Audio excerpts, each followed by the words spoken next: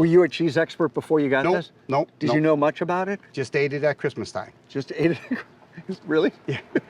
So you didn't know that 4-year-old cheddar that you dropped off at our lunch today? You didn't know about that before? No. I wasn't a cheese guy. I always loved food though. I always ate food, but no.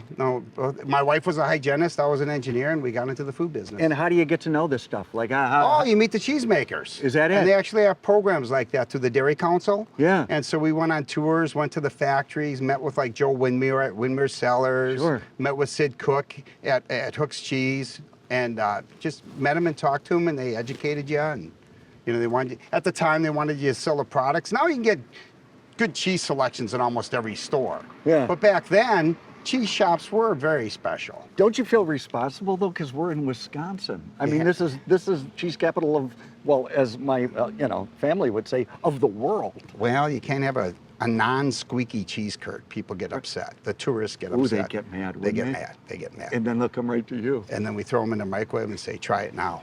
Is that what happened? That's what happened. Is that really what happened?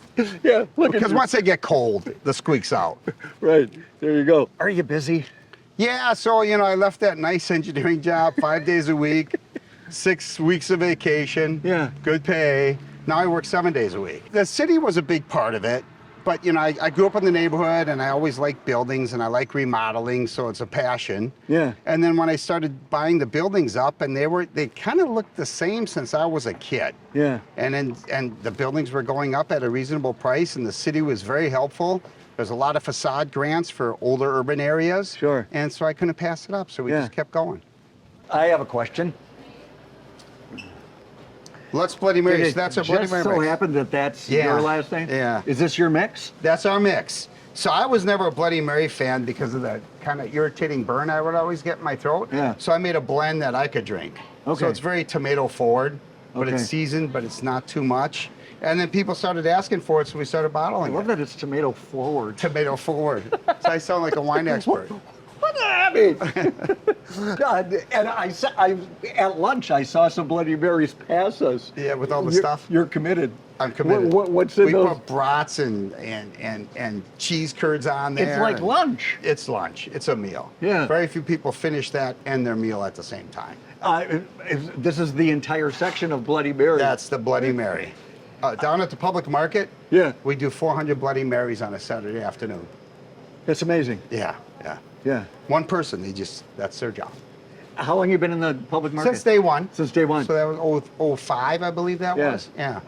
They sure have come a long way, haven't they? A long way. Yeah. First couple of years were hard like any business, but now there's just tons and tons of people. It's packed out. It's packed. It's wonderful. Can we talk this? Sure. What's all this? So then on the other shelves, we carry a lot of the Wisconsin honeys, jams, jellies, everything made. When we first opened, I had to carry everything made in Wisconsin. Yeah. And then over the years, some things didn't pan out as well as others. But it's everything from syrups to honeys to jams.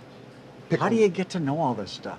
You just start looking online and calling people and going to farmers markets for people that sell, not only at the farmers markets, but they also wholesale it. Oh, yeah. So you just, a lot of that.